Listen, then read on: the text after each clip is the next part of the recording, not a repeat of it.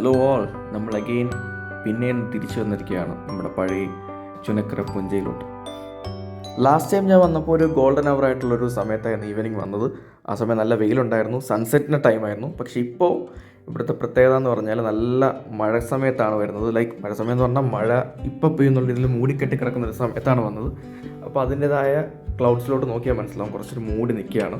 അതുപോലെ തന്നെ കഴിഞ്ഞ തവണ വന്നപ്പോൾ നമ്മൾ ഹാർവെസ്റ്റിംഗ് സീസണൊന്നും അല്ലായിരുന്നു, എല്ലാം ഗ്രീനറി ആയിരുന്നു മൊത്തം. ഇപ്പോൾ വന്നപ്പോൾ എല്ലാം ഒരു ഹാർവെസ്റ്റിങ്ങിൻ്റെ ഒരു സമയമായിട്ടുണ്ട്. ആ സമയത്താണ് നമ്മൾ വന്നേക്കുന്നത്. നമുക്ക് ഈ പാടത്തിലോട്ട് നോക്കിയാൽ തന്നെ മനസ്സിലാവും കറക്റ്റ് ആ ഒരു ഹാർവെസ്റ്റിംഗ് സീസൺ എത്തി, ഹാർവെസ്റ്റ് ചെയ്യാൻ സമയമായിട്ട് നിൽക്കുകയാണെന്നുള്ള കാര്യം നമുക്ക് നോക്കിയാൽ മനസ്സിലാവും. പക്ഷികളൊക്കെ കാണാൻ ഇഷ്ടമുള്ള ആൾക്കാർക്ക് തീർച്ചയായിട്ടും വന്നിരിക്കാൻ പറ്റിയൊരു നല്ല സ്ഥലമാണിത്. അതായത് നമ്മൾ തിരക്കിൽ നിന്നൊക്കെ ഒഴിഞ്ഞ് കുറച്ച് ടൈം സ്പെൻഡ് ചെയ്യാൻ പറ്റിയൊരു സ്ഥലമാണ്. അതുപോലെ നമുക്ക് വന്ന് സൺസെറ്റും കാണാം. പക്ഷേ ഇന്ന് കാണാൻ പറ്റിയില്ല, കാര്യം ഞാൻ പറഞ്ഞല്ലോ ഓൾറെഡി മൂടിക്കെട്ടി കിടക്കുകയായിരുന്നു. അല്ലാത്ത ദിവസങ്ങളാണ് വന്നാൽ സൺസെറ്റൊക്കെ കണ്ട് റിലാക്സ് ചെയ്ത് പോകാൻ പറ്റിയൊരു സ്ഥലമാണ്. ഈ സ്ഥലം കറക്റ്റായിട്ട് പറഞ്ഞാൽ നൂറിനാടിനും ചുനക്കരയിലും ഇടയ്ക്കായിട്ടൊരു സ്ഥലമാണ്. ലൊക്കേഷൻ ഞാൻ കറക്റ്റ് ഡിസ്ക്രിപ്ഷൻ ഇട്ടിട്ടുണ്ട്, അത് നോക്കിക്കോ. അപ്പോൾ അതിനിടയ്ക്ക് ഇത് രണ്ടും കണക്ട് ചെയ്യാൻ വേണ്ടി ഒരു ബണ്ട് ഉണ്ടാക്കി. ആ ബണ്ട് ഉണ്ടായി കഴിഞ്ഞപ്പോൾ ഈ സ്ഥലമാണ് ചുനക്കര ബണ്ട് എന്ന് പറഞ്ഞ് വന്നേക്കുന്നത്. രണ്ട് സൈഡിലും ഭയങ്കര ബ്യൂട്ടിഫുൾ ആണ് കാണാൻ. നല്ല മഴയുള്ള സമയത്തൊന്ന് വന്നു കഴിഞ്ഞാൽ രണ്ട് സൈഡിലും ഭയങ്കര കടൽ പോലെ വെള്ളം കാണാൻ പറ്റും. അല്ലാത്ത സമയത്ത് കൃഷി നന്നായിട്ട് നിൽക്കുന്ന സമയത്തൊന്നും ഇതുപോലെയൊക്കെ നന്നായിട്ട് കാണാൻ പറ്റും. കൃഷിയാണ് ഇവിടുത്തെ മെയിൻ, ഈ ഗ്രാമത്തിൻ്റെ ഒരു മെയിനായിട്ടുള്ളൊരു കാര്യം. അങ്ങനെ നടന്നു പോയപ്പോൾ അവിടെ ഒരു പേപ്പർ എടുക്കുന്നുണ്ട്. പെട്ടെന്ന് ഇതെടുത്തപ്പം പഴയ നൊസ്റ്റാൾജിയൊക്കെ വന്നു. ഒരു ബോട്ടൊക്കെ ഉണ്ടാക്കി അവിടെ ഇട്ടു. നല്ല രസമുണ്ടായിരുന്നു.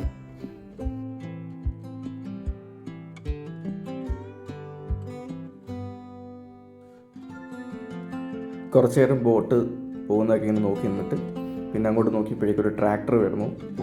ഹാർവെസ്റ്റിംഗ് ആണെന്ന് ഞാൻ നേരത്തെ പറഞ്ഞില്ലേ. അപ്പോൾ ഈ നെല്ല് ഹാർവെസ്റ്റ് ചെയ്തെടുക്കാൻ വേണ്ടിയുള്ള ട്രാക്ടറാണ്. അതിൻ്റെ കൂടെ അതിനോട് ചേർന്ന് തന്നെ ഒത്തിരി കൊക്കുകളും ഇങ്ങനെ പറന്നു പോകുന്നത് നമുക്ക് കാണാൻ പറ്റും.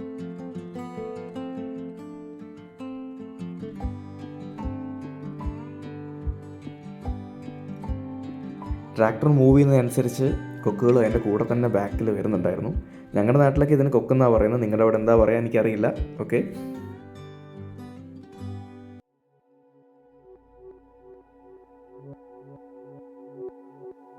ഇത്രയും ക്ലോസ് ആയിട്ട് ഫസ്റ്റ് ടൈമാണ് ഈ ഹാർവെസ്റ്റിംഗ് ഒക്കെ ഞങ്ങൾ കാണുന്നത്. സോ അത് എക്സൈറ്റഡ് ആയിട്ട് ഞങ്ങൾ കുറേ നേരം ഇങ്ങനെ നോക്കിയിരുന്നു.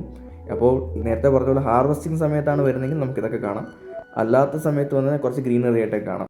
ഞാനും ഡക്ലസ് ബോയും കൂടെ ലാസ്റ്റ് ടൈം വന്നപ്പോൾ ഭയങ്കര ഗ്രീനറി ആയിരുന്നു, ഗോൾഡൻ അവറിലായിരുന്നു. അതല്ല, അതുമായിട്ട് എൻറ്റയർലി ഡിഫറെൻ്റ് ആണ് ഇന്നത്തെ വ്യൂ ഇവിടെ.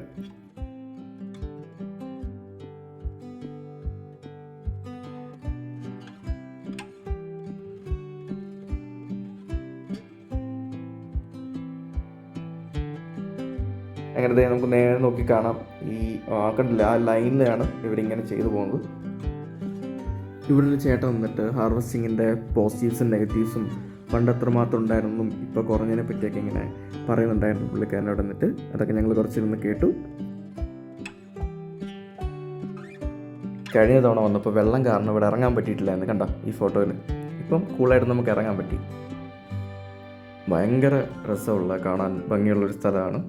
അതുപോലെ തന്നെ ഇത് ഒരു കുറച്ചൊരു ഹിഡൻ സ്പോട്ട് പോലെ കിടക്കുന്നൊരു സ്ഥലമാണ്. അത് ഈ ആൾക്കാരൊന്നും ഇവിടെ വന്നിട്ടില്ലെന്ന് തോന്നുന്നു എക്സ്പ്ലോർ ചെയ്ത്. കാര്യം കഴിഞ്ഞ തവണ ഞങ്ങൾ വന്നപ്പോഴും കുറച്ച് ആൾക്കാരൊക്കെ ഉള്ളായിരുന്നു.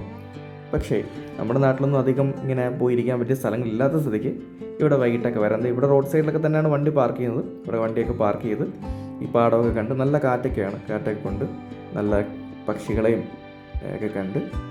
അതുപോലെ തന്നെ ആ സൈഡിലൊരു ചെറിയൊരു ടീ ഷോപ്പുണ്ട്. അവിടെ അത്യാവശ്യം സ്നാക്സൊക്കെ ഉണ്ട്. സ്നാക്സും ചായയും കാപ്പിയൊക്കെ കുടിച്ച് ജ്യൂസും ഉണ്ടാവും. അതൊക്കെ കഴിച്ച് റിലാക്സ് ചെയ്ത് പോകാൻ പറ്റും. അപ്പോൾ എൻ്റെ അഭിപ്രായത്തിൽ എല്ലാവരും ഒന്ന് വന്ന്, എല്ലാവരും എന്ന് പറഞ്ഞാൽ നമ്മുടെ ഈ ഏരിയയിലുള്ള ആൾക്കാരൊക്കെ ഒന്ന് വന്ന് ട്രൈ ചെയ്ത് നോക്കുക. അപ്പോൾ നമുക്ക് കാണാം. അപ്പോൾ വീഡിയോ ഇഷ്ടപ്പെട്ടെങ്കിൽ എല്ലാവരും ലൈക്ക് ചെയ്യുക, സബ്സ്ക്രൈബ് ചെയ്യുക. അപ്പോൾ ഇനി സൂപ്പർ വീഡിയോ ആയിട്ട് കാണാം. ബൈ.